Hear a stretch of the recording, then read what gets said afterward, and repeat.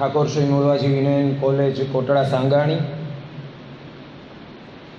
ના આચાર્ય શ્રી વાજા સાહેબ, આમ એક હારે બધા નામ આવે છે એટલે ક્રમ કેમ ગોઠવાય મને મૂંઝવણ થાય છે. કારણ કે હમણાં તનુજાબેને આમ તો મને લાગણી એવી થઈ ગઈ કે આ મારો વિદાય સમારંભ છે.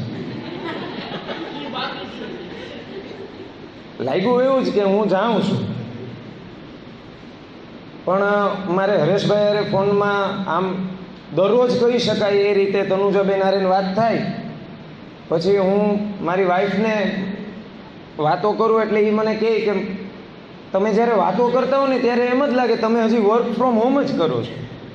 તમે અહીંયા આવ્યા છો, ઓનલાઈન લેક્ચર લેતા હશો, પણ તમારી કોલેજ તો હજી જ છે. અને હકીકતમાં બદલીપાત્ર નોકરી જે શિક્ષણ વિભાગની છે એમાં અન્ય સંસ્થા અન્યની હોતી જ નથી. આખા ગુજરાતના વિદ્યાર્થીઓ તમારા હોય છે. તમે મારા વિદ્યાર્થી, પડદરીના વિદ્યાર્થીઓ મારા, આહવા ડાંગના વિદ્યાર્થી મારા, ગાંધીનગરના વિદ્યાર્થી, કારણ કે બદલીપાત્ર નોકરી છે ને. પણ રીધમભાઈ, હરેશભાઈ, વાઘેલા સાહેબ, કપિલભાઈ, તનુજાબેન, નિકિતાબેન, વીણાબેન, કૃણાલભાઈ, હિતેશભાઈ, આમ હિતેશભાઈ ને કૃણાલભાઈ અરે તો આમ કલાક કલાક વાતો થાય એટલે આમ અત્યારે તો ફોર્માલિટી છે બધી આ નામ લેવાની. પણ હું આનંદ પ્રગટ કરું છું કે એમણે મને એ લાયક આ લોકોએ ગણ્યો કે હું ઇન્ટરવ્યૂ સ્કિલ વિશે બોલું.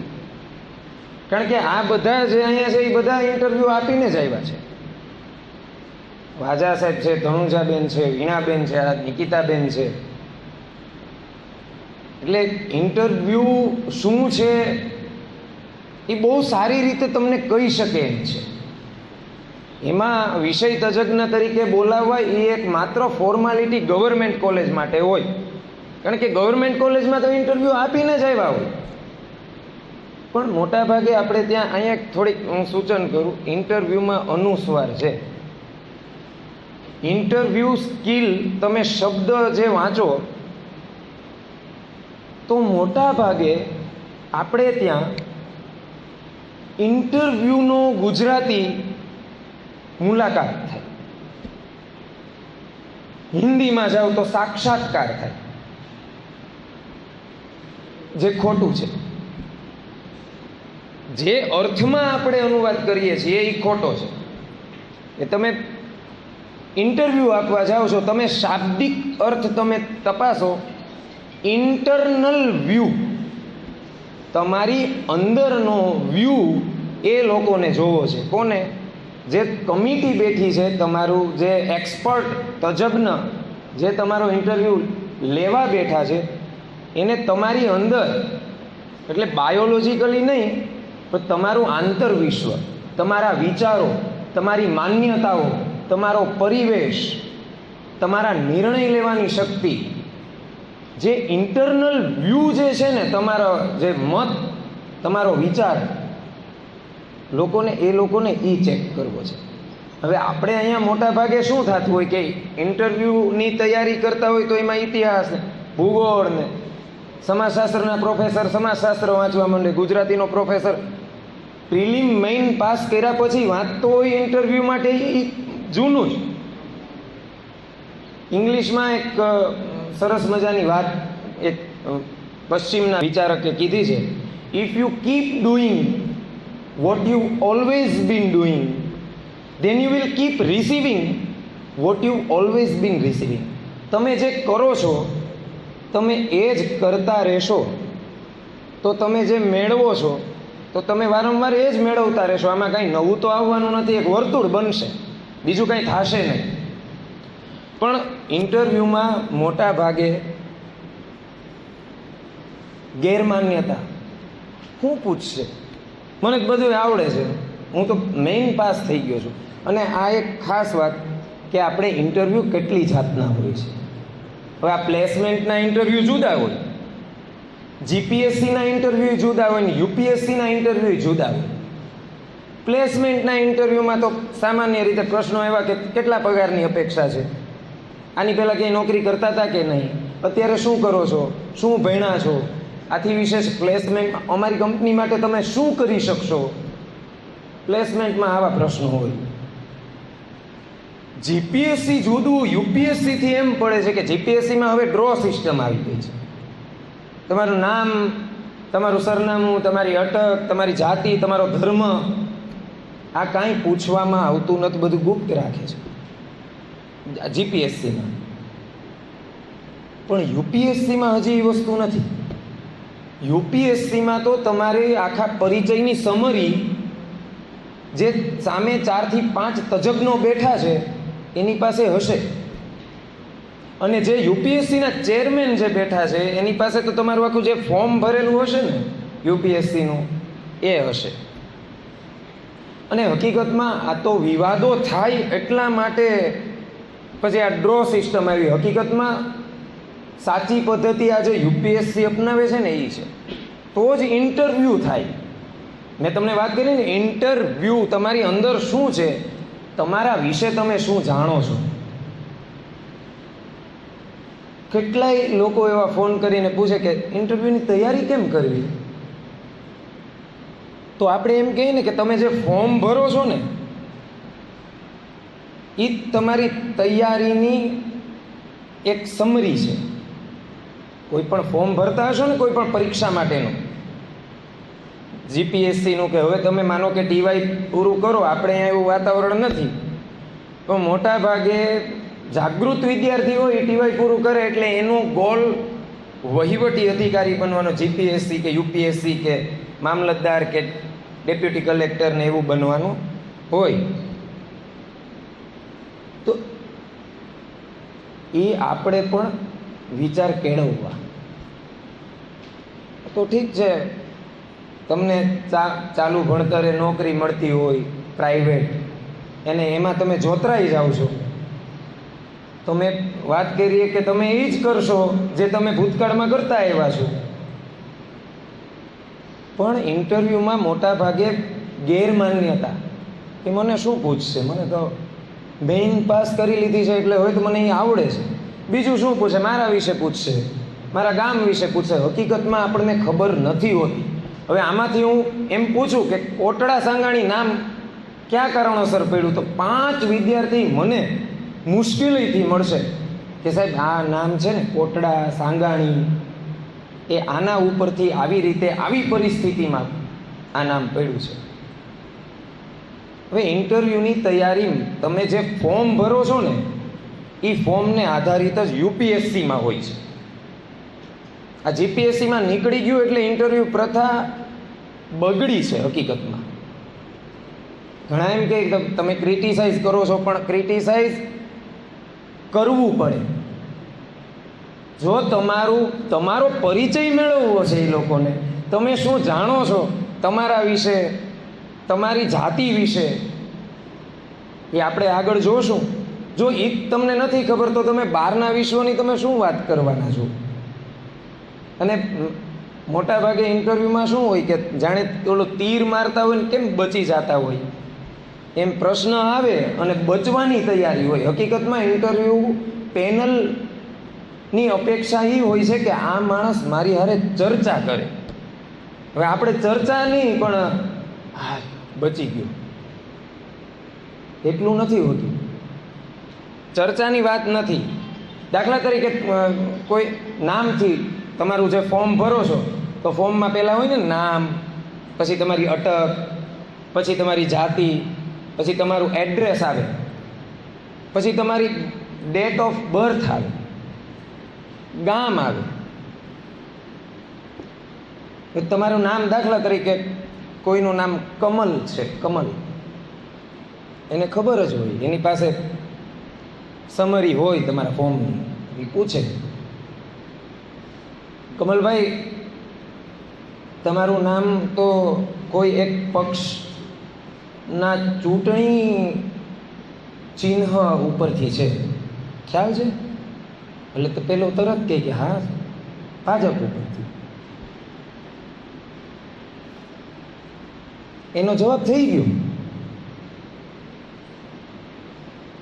એટલે વળી પાછો પ્રશ્ન આવે કે તમે માનો છો ભાજપની વિચારધારામાં? એટલે આ શું કે ના હું નથી માનતો, એનો જવાબ થઈ ગયો. એને એમ કે હું બચી ગયો. હવે ત્રીજો સવાલ, આને કંટાળો આવતો હોય ઇન્ટરવ્યૂ પેનલને, હકીકતમાં કંટાળો આવતો હોય કારણ કે સંવાદ જ નથી થતો. એ તો જવાબ આપે છે, એને સંવાદ કરવો છે તમારે.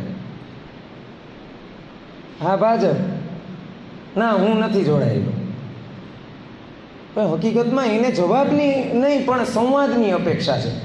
કારણ કે મોટા ભાગની ઇન્ટરવ્યૂ પેનલ તમે ગાડી ચલાવો અમે પાછળ બેસશું એવી વિચારધારાવાળી હોય. એટલે તમે નક્કી કરો, તમે અમને પ્રશ્ન આપો ને એ તો કેટલા બધા પ્રશ્ન તૈયાર કરી શકે. એની સામે તો આખી ફોજ હોય ઇન્ટરવ્યૂ આપનારની. તો કંઈ બધાયનું એ પ્રશ્નો તૈયાર કરીને ના આવે. હકીકતમાં એને પ્રશ્ન પૂછ્યો તો 70% માનો કે તમે સંવાદ કરવામાં સફળ થાવ છો તો 70% તમે જ નક્કી કરશો કે મારું ઇન્ટરવ્યૂ આ દિશામાં મારે લઈ જવું છે. એ તમે નક્કી કરશો. હવે એને એમ કહી દીધું કે હા કમળ મારા નામ ઉપરથી ભારતીય જનતા પાર્ટીનું ચિહ્ન છે. હવે એને પ્રશ્ન પૂછ્યો કે તમે માનો છો એ પાર્ટીની વિચારધારામાં? તમે એમ કહી દે ના હું નથી માનતો. તો અહીંયા જવાબ પૂરો નથી કરવાનો, ત્યાં તમારે છણાવટ કરવાની છે કે એમાં એવું છે કે ભાજપની આ વિચારધારા છે, હિન્દુત્વને લઈને ભાજપ આગળ વધે છે. કોંગ્રેસની વિચારધારા બેલેન્સિંગ કરે છે. આમ આદમીવાળા શિક્ષણ ને સ્વાસ્થ્યમાં રસ લે છે. કમ્યુનિસ્ટની વળી અલગ વિચારધારા છે તળના માનવીઓને લઈને. પણ મને હજી એવું નથી લાગતું કે હું આમાંથી કોઈ પણ વિચારધારા સાથે સંપૂર્ણ રીતે ઝુકાવ ધરાવતો હું. કારણ કે દરેક પક્ષની આગવી ઓળખ છે અને એ દરેક પક્ષની ઓળખ સાથે એ આગળ વધતા હોય છે. અને મને જ્યાં જ્યાં અનુકૂળ આવે ને હું એટલા પૂરતું કામ ચલાવી લેતો હોઉં છું. આ સંવાદ થયો, એને મજા આવે. સંવાદ થયો, આમાં કોઈ અહીંયા ફાંસીએ નહીં ચડાવી દે કે જો આ તો લે અટાણથી ભાજપમાં ભળી ગયો, કોંગ્રેસની વાત કરવા માંડ્યો. છે તો આપણા જ ને પક્ષ બધે.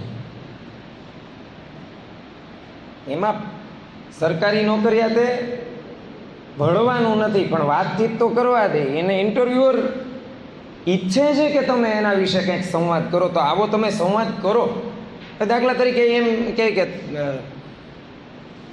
માની લ્યો કે એવી કોઈ પરિસ્થિતિ ઊભી થઈ અને તમારી માં છે અને આ બાજુ તમારી પત્ની અથવા પ્રેમિકા છે અને બેમાંથી એકને તમે બચાવી શકશો, તમે કોને બચાવશો? એટલે સામાન્ય રીતે હું માને બચાવીશ. આદર્શવાદ. જવાબ થઈ ગયો એનો. એટલે સામેથી વળી પ્રશ્ન આવે કે કેમ માને બચાવ? કારણ કે એ મારી માં છે. લ્યો એનો જવાબ થઈ ગયો. હવે આ જવાબ જ નથી બનતો.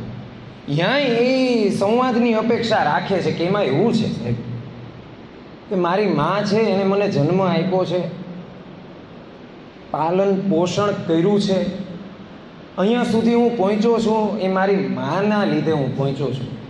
પણ અહીંયા સુધી પહોંચ્યા પછીની જે મારી સમસ્યાઓ શરૂ થાય છે, મારું લાગણી તંત્ર, મારી જે મનની મૂંઝવણો, કેટલીક એવી ખાનગી વાતો, ખાનગી લાગણીઓ જે મારી માને હું નથી કહી શકતો, એ મારી આ પત્ની કે પ્રેમિકાને હું કહી શકું છું. તો સાહેબ આવી ક્રિટિકલ કન્ડિશન ઊભી થાય ને ત્યારે મારું લાગણી તંત્ર નક્કી કરશે કે હું કોને બચાવું. એ સંવાદ થયો, જવાબ નથી થયો.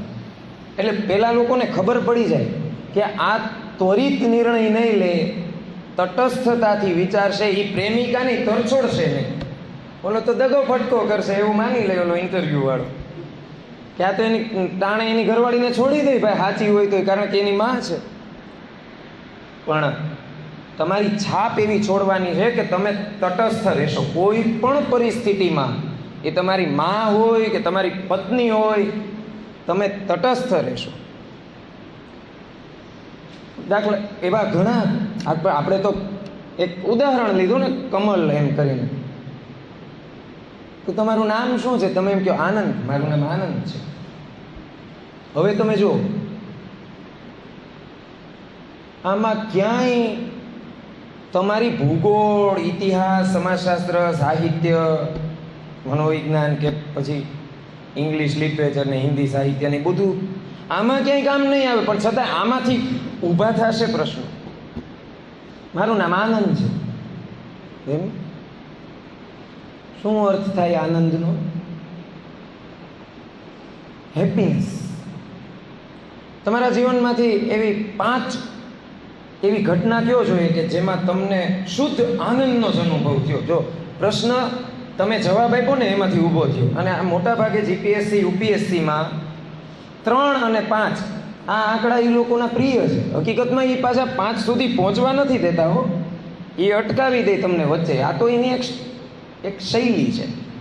દાખલા તરીકે મને એમ કીધું હતું કે ઉમાશંકર જોશી વિશે કંઈક 5 એવી વાત કરો કે જે એની વિશેષતા બતાવતા હોય. કીધું તું તો 5 ને. મેં શરૂ કર્યું કે ઉમાશંકર જોશી આપણા જ્ઞાનપીઠ એવોર્ડ વિજેતા કવિ છે. 5 કીધું હતું ને, પણ અહીંયા અટકી ગયું. અને જવાબ એવી શક્યતાવાળો આપવાનો કે એમાંથી બીજો પ્રશ્ન ઊભો થાય. એમ શેના માટે જ્ઞાનપીઠ એવોર્ડ મેળવ્યો હતો? હવે તમે એમ જવાબ દો ને કે એના નિશિત કાવ્ય સંગ્રહ માટે એને એવોર્ડ મેળવ્યો હતો, તો બાજી બગડી ગઈ. હવે એણે કાવ્ય સંગ્રહનું નામ જ નથી પૂછ્યું તમને. સાહેબ એમની કવિતાનું જે સર્જન એ કરતા હતા, એ કવિતાના પ્રદાન માટે એને એવોર્ડ મેળવ્યો છે. તો ત્યાંથી પાછો પ્રશ્ન ઊભો થાય છે કે કયો કાવ્ય સંગ્રહ? નિશિત. નિશિતનો અર્થ શું? મધ્યરાત્રિ. તો મધ્યરાત્રિને લઈને ઉમાશંકર જોશીએ નિશિત કાવ્ય સંગ્રહમાં કોઈ કવિતા લખી છે જે તમને યાદ હોય એવું ખરું? એ પાછી તમને યાદ હોવી જોઈએ. ને યાદ ન હોય તો અહીંયા કોઈ ફાંસીએ ચડાવવાના નથી કે સાહેબ મેં એ કવિતા વાંચી છે પણ અત્યારે એ કવિતા મને શબ્દશઃ યાદ નથી. ઈમાનદારીની અપેક્ષા, એ મૂલ્યાંકન થાય. તમે એમ કહી દો ને કે મેં વાંચી છે પણ મને અત્યારે એ શબ્દ યાદ નથી, તો આ માણસ ઈમાનદાર છે. એને વાંચી છે પણ યાદ નથી, એમ કહી તો દીધું. હવે આનંદ વિશે કે 5 એવી વાત કહો કે તમારા જીવનમાં તમને આનંદની અનુભૂતિ થઈ, શુદ્ધ આનંદ મેળવો. તો તમે જેવા બોલશો ને તો તમને કદાચ અટકાવે ખરા કે આપણા તત્વદર્શનમાં આનંદ વિશે કાંઈ વાત થઈ છે. હવે તમે જુઓ, તમારું નામ આનંદ છે અને આવી ગયો ને વિષય તત્વદર્શનમાં તમે લઈ ગયા. આનંદ મીમાંસા વિશે કંઈક કહો. તમને તો એમ થતું હોય કે મારું નામ પૂછશે આનંદ, હું જવાબ આપી દઈ કે એના સમાનાર્થી કહી દઈશ. પણ ક્યાં છે તત્વદર્શનમાં આનંદ મીમાંસા? અમને સમજાવો. એટલે આ તૈયારી કરવાની કે તમારું નામ શું છે, એની આસપાસ કાંઈ છે ખરું? તમને ખબર છે ગુજરાતમાં એક ગામનું નામ છે તમારા નામ ઉપરથી? એટલે પેલો કહે છે હા આણંદ નામ છે. તો અહીંયા ભૂગોળ આવ્યું. વળી પાછા પૂછશે કે શેના માટે જાણીતું છે આણંદ? સાહેબ ડેરી ઉદ્યોગ. અચ્છા, એ ક્રાંતિ થઈ શ્વેત ક્રાંતિ, તો એ શ્વેત ક્રાંતિના કર્તા કોણ છે? વર્ગીસ કુરિયન. ક્યાંના વતની છે? જરા એના વિશે પરિચય આપો તો. તમારું નામ ક્યાં? વર્ગીસ કુરિયન ક્યાં? આણંદ ગામ ક્યાં?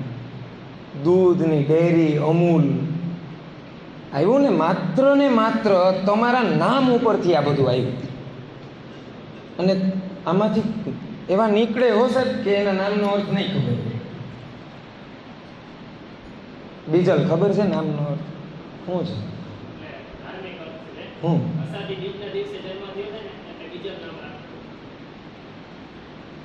પછી બીજલને અષાઢી બીજનું મહત્વ પૂછે. પણ આપણે ત્યાં કોલેજમાં તમને બધાને અનુભવ થયા હશે. અહીંયાથી એવું કહે કે એડમિશન લ્યો ને તો તમારે ઈમેલ આઈડી નાખવાના કહે છે ને, ઈમેલ આઈડી બનાવવાના, ઈમેલ આઈડી ફોર્મમાં નાખવાના. તો તમારું ઈમેલ આઈડી પૂછે, તમારું ઈમેલ આઈડી શું છે? અથવા તો એની પાસે હોય ફોર્મમાં તો એ જોઈને પૂછી લે. મહેશ ડી મકવાણા 4@gmail.com એવું હોય. બીજલ ગમારા SU@gmail.com એવું હોય. બીજલને પૂછે SU શું છે? ઈમેલ આઈડીમાંથી પ્રશ્નો થાય છે. તમે જે ઈમેલ આઈડી કહો ને એટલે એવા બનાવી લેવા. તમને જે આવડતા હોય ને, જેના વિશેની માહિતી હોય ને એવા ઈમેલ આઈડી બનાવવાના. બીજલને પૂછે કે SU શું છે? સાહેબ એ હું જ્યારે ભણતો ને સૌરાષ્ટ્ર યુનિવર્સિટી સંલગ્ન કોલેજમાં હું ભણતો હતો એટલે મેં SU રાખ્યું છે. અચ્છા, સૌરાષ્ટ્ર યુનિવર્સિટીની સ્થાપના કઈ સાલમાં થઈ? સીધો પ્રશ્ન આવશે તમારા ઈમેલ આઈડી થ્રુ. એટલે બીજલ જવાબ આપશે. પ્રથમ કુલપતિ કોણ હતા? પ્રથમ રજિસ્ટ્રાર કોણ હતા? વર્તમાન સમયના કુલપતિ કોણ છે? ઉપકુલપતિ કોણ છે? રજિસ્ટ્રાર કોણ છે? તમે એને ઓળખો છો? મુલાકાત લીધી છે ક્યારેય? કુલપતિનો વિષય કયો છે? આની પહેલાંના કુલપતિ 5 કુલપતિના નામ આપો જોઈએ સૌરાષ્ટ્ર યુનિવર્સિટીના શરૂઆતના 5 કુલપતિના. હવે એણે માત્ર શું કીધું છે? ઈમેલ આઈડી કીધું છે. અને એ ઈમેલ આઈડી ઉપરથી આખો એનો ટ્રેક નક્કી થાય છે. એટલે એ નક્કી તો તમે જ કર્યું છે ને. દાખલા તરીકે મેં મહેશ ડી મકવાણા 4@gmail.com 4 શા માટે રાખ્યું છે એ જવાબ મારી પાસે હોવો જોઈએ. સાહેબ મેં તો નહીં, મારા દોસ્તારે બનાવી દીધું હતું. ત્યાં એવો જવાબ આપો તો જો બધું આના દોસ્તારે જ કરવાનું તો આ નોકરી આને આપવી શું કામે? ઈમેલ આઈડી જો એનું બનાવતો ના હોય તો આ માણસને એની નોકરી શા માટે આપવી? પછી તમે ડેટ ઓફ બર્થ લખો.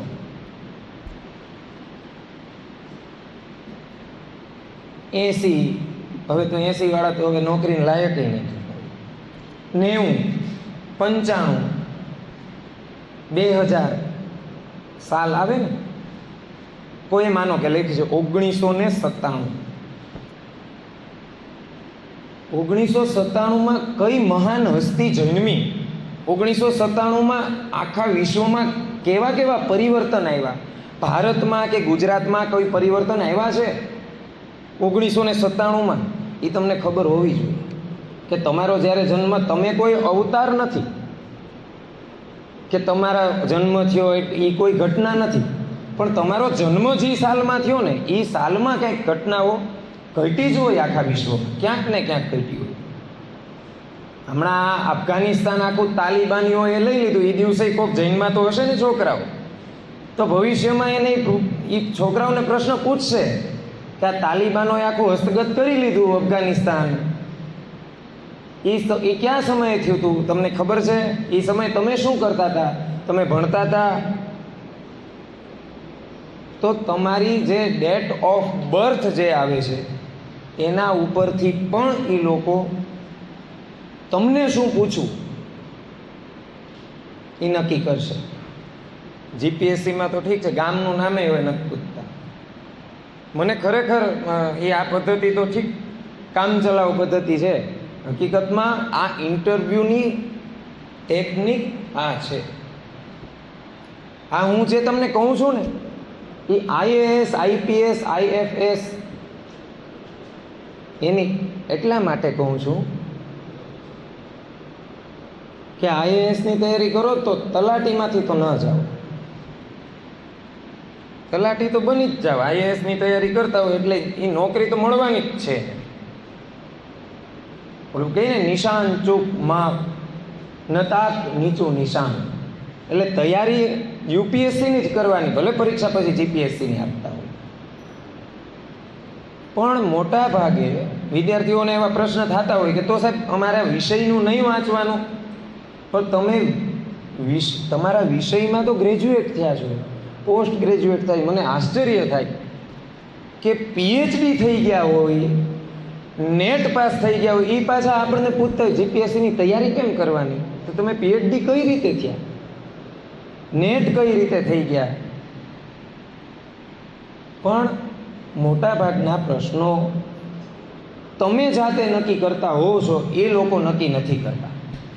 મોટાભાગના, હા, એને તમને હેરાન જ કરવા હશે ને તો એ એના મામાનું નામ પૂછશે, તમારા મામાનું નામ નહીં પૂછે. એ તો તમને ખબર જ નહીં હોય. તમે ગમે એવી તૈયારી કરી હોય, તમને એ તો ખબર નથી ને કે આના મામાનું નામ શું છે. એવું જ કંઈક પૂછીને બેસી જાય ને કે આ તમે જે બિલ્ડિંગમાં બેઠા છો, આ બિલ્ડિંગની સ્થાપના કઈ સાલમાં થઈ, એવું પૂછે. તમને ન જ આવડે, કારણ કે એને તમને હેરાન કરવા છે. અને એ હેરાન કરવામાં એ કંઈ તમારા ભૂતકાળમાં તમારા સંપર્કમાં એવો ઝઘડો થઈ ગયો ને એવું નથી.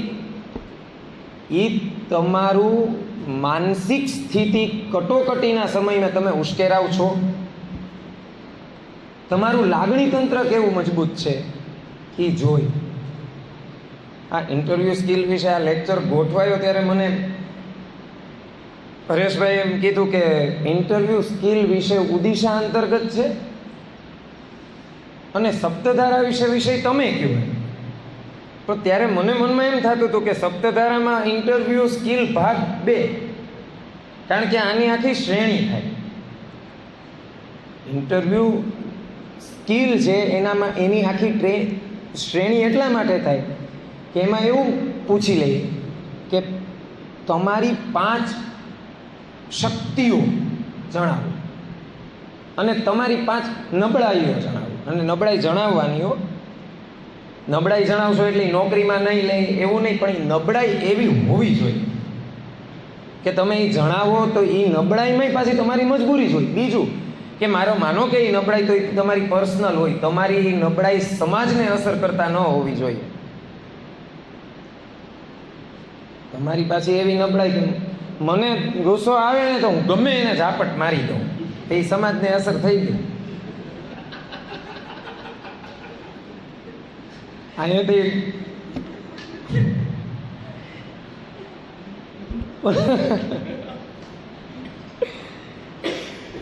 પણ પછી માનો કે એવું આવે કે હવે આનો આખો એક લેક્ચર થાય, એટલે આ વિશે હું વાત એટલે નહીં કરું કે જો અત્યારે હું કહી દઉં ને 5 મિનિટનો આ તો વિષય જ નથી. 5 શક્તિઓ અને 5 નબળાઈ. એ શક્તિઓ કેવી હોવી જોઈએ ને કેવી ગણાવી શકો, અને એ નબળાઈ કેવી હોવી જોઈએ, અને એ નબળાઈ ફાયદાકારક કઈ રીતે છે. હું વધારે પડતો લાગણીશીલ છું, આ મારી નબળાઈ છે એવું ઇન્ટરવ્યૂ આપનાર કે. પણ એ માનવીયતાનો એક ગુણ તો છે ને, તો એ તમારી નબળાઈ છે, પણ આગળ જતા એ તમારા માનવીય અભિગમ કેવો છે એ નક્કી કરતા હોય. એટલે 5 ખૂબીઓ અને 5 તમારી ખામીઓ. એના માટે, કારણ કે મેં આ અંતર્ગત જે વાંચ્યું છે, જે અભ્યાસ કર્યો, 50-100 પેજ આખા વિસ્તરેલા ખાલી આ 5 ખૂબી ખામી લાવો તો એ 5 મિનિટમાં ના થાય. પણ એ મુદ્દો આપણે અત્યારે બાજુમાં રાખીએ. ફોર્મમાં લખ્યો હોય સેન્સિટિવ મુદ્દો, માનો કે એને લેવો છે અને એ સ્વતંત્ર છે. ઇન્ટરવ્યૂ લેનાર સ્વતંત્ર છે તમને પ્રશ્ન પૂછવા માટે.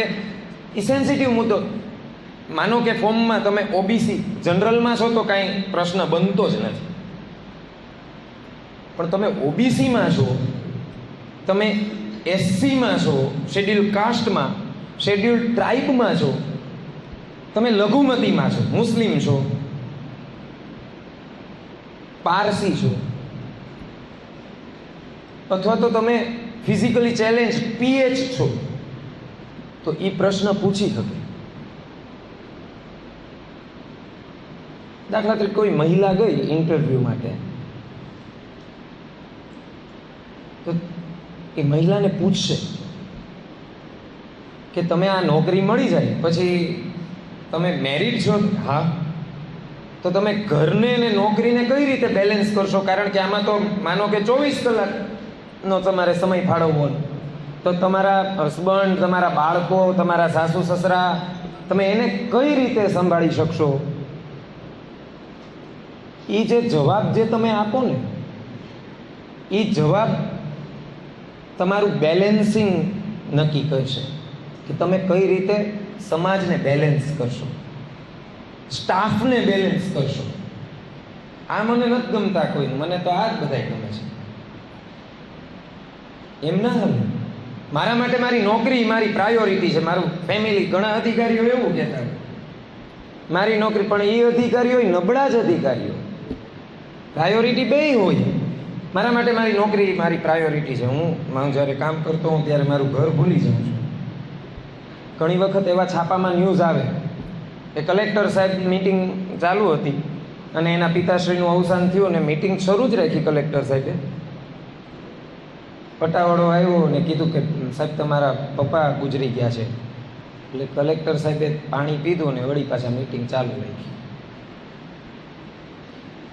તો એવી કોઈ ક્રાંતિ નથી કરવાની એને કે એ મિટિંગ ચાલુ જ રાખવાની, એ મિટિંગ સ્થગિત કરી શકાય.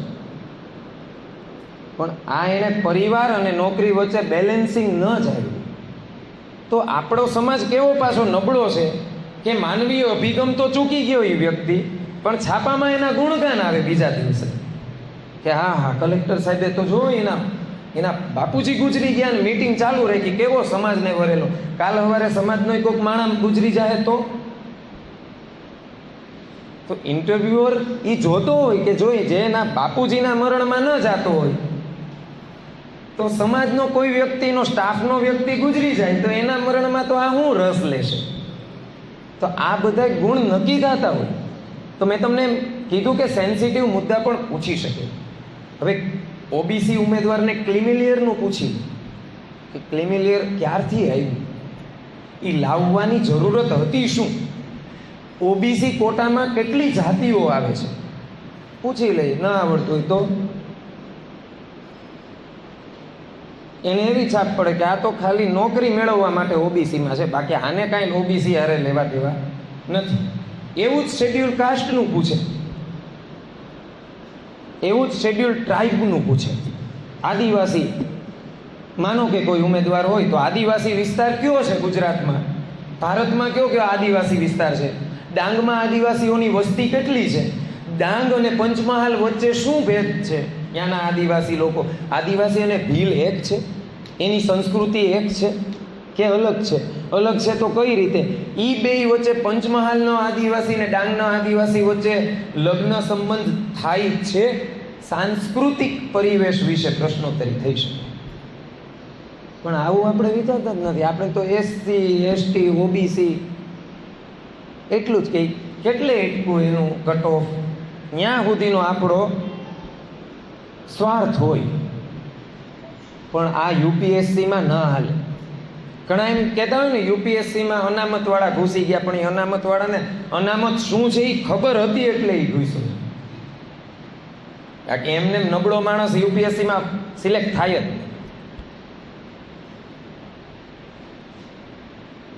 તમારા મેરિટલ સ્ટેટસ વિશે પૂછી લો. પરિણીત છો, અપરિણીત છો, ત્રીજું આવે ડિવોર્સી છો.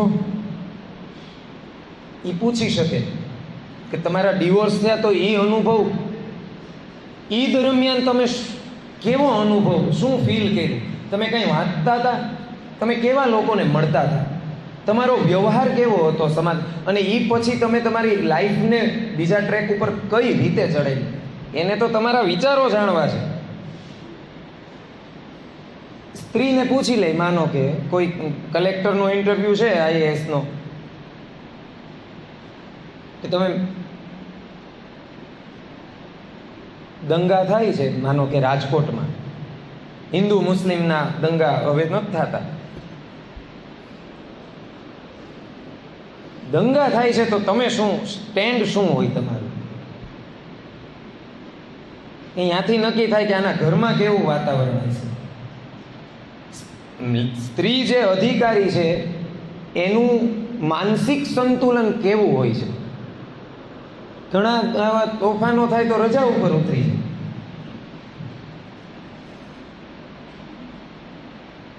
તમે જુઓ, સરકારી નોકરીમાં તોફાન થાય, વાતાવરણ તંગ થાય તો મુખ્ય અધિકારી રજા ઉપર ઉતરી જાય.